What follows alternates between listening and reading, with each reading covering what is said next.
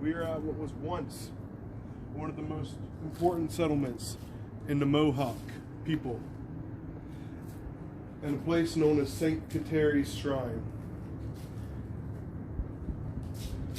The spirituality of this location, it's different. A long time ago, before Europeans ever set foot on this continent, the Americas were a much different place. Society itself was governed in an extremely different way, and most history from this time period is not kept in the traditional sense. The history of the Iroquois Confederacy, for an example, is mostly an oral one, which makes it hard to discern what is fact and what is merely myth. How the Iroquois Confederacy came to be is quite the story, but also important is how it came to dominance, not just in the area where they were of power in upstate New York, but across the entirety of the Midwest.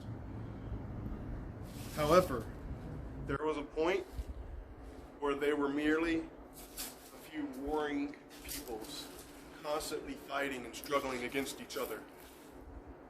So how did the Iroquois Confederacy come to be? Well, it all starts with one name, Caughnawaga.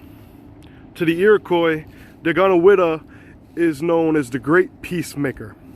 However, Caughnawaga most likely would not have been able to complete his work without the help of his ally, Hiawatha. So who was Hiawatha? Well, he was an interesting man. He was born to the Onondaga, near what is now Syracuse, New York. However, he was exiled from his people due to the fact that he did not want to continue with the Great Warpath, or the continuation of the warring peoples, as the leader of the Onondaga, Tarataho, wished to. Therefore, he left, and he came to the Mohawk, which is where he met the Caughnawaga. Caughnawaga and Hiawatha were eventually able to get the Mohawk to join them in their cause. And the Caughnawaga spoke in word what is known as the Law of Great Peace, which is kept orally through the years and is still available today to be viewed online. Their government system was an extremely influential part of history. However, I think in order to understand the Iroquois government system, you must first understand the layout of the Iroquois village.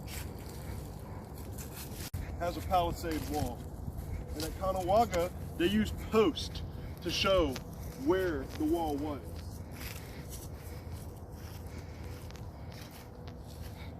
These walls were typically made of timber, with the logs facing upward.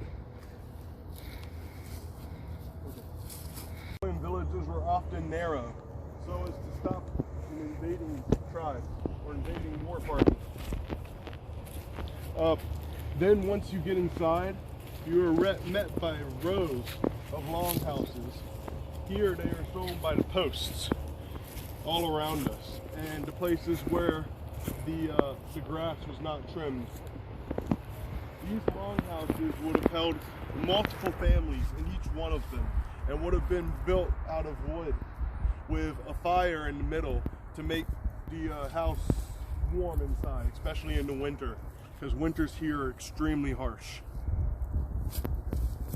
The areas in between the longhouses were very narrow, thus allowing mostly just people on footing. These places were not built for horses, because they were built in a place where horses did not exist, where cattle did not exist. These people had to subsist off of hunting and growing corn. However, not just corn was grown here, and other things could have been grown, such as beans. However, the Iroquois lifestyle, especially the subsistence of protein, they relied mostly on hunting. Initially arrived in the area, the Iroquoians made deals with the English especially to get beaver furs. They traded the Iroquois something that they very much needed in this area, because these woodlands were not good for horses. They were already able to traverse these regions on foot quite effectively. What they needed was guns. One might ask himself, what did the Iroquois use these guns for? Well, they used them to expand their hunting lands, to try to systematically exterminate their enemies in order to have more land to capture beavers and take the furs to sell toward the Europeans. These lands that the Iroquois attempted to take over were inhabited by peoples very different from them, the Algonquin. See, the Algonquin traded furs too. However, they did not trade furs to the English. They traded furs to the French. So this caused quite the dilemma due to the fact that the English were buying furs from the Iroquois and the French were buying furs from the Algonquin, which held a much larger area than the Iroquois. So the Iroquois wanted to expand their hunting grounds. So what did they do? They started raiding the Algonquin. They attacked multiple Algonquin villages, burning them, looting them, forcing the people to leave. And they took over a large swath of land, expanding from upstate New York all the way down into Ohio and Indiana and going up to the lower peninsula of Michigan. This was an event known as the Beaver Wars. The Iroquois have come a long way since their initial foundations in the Great Peace of the Caughnawaga and Hiawatha. They have become a warmongering empire, much like the Europeans that they considered their enemies or trading partners.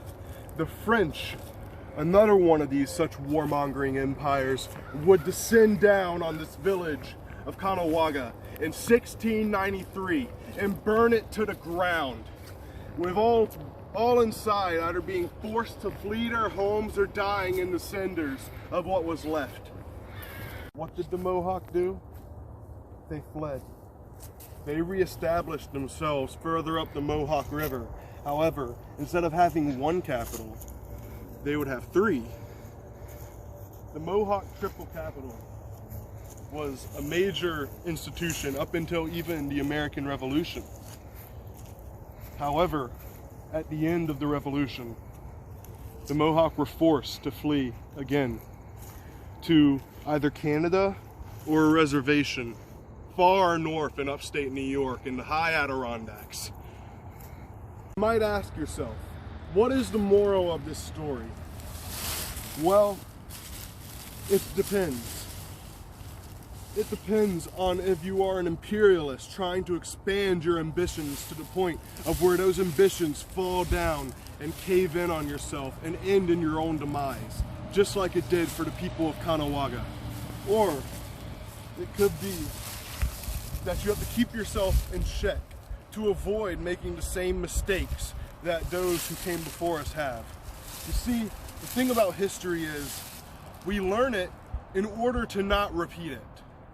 Therefore, I believe that it is important that history is learned in order to not repeat the mistakes or the ambition of our past selves.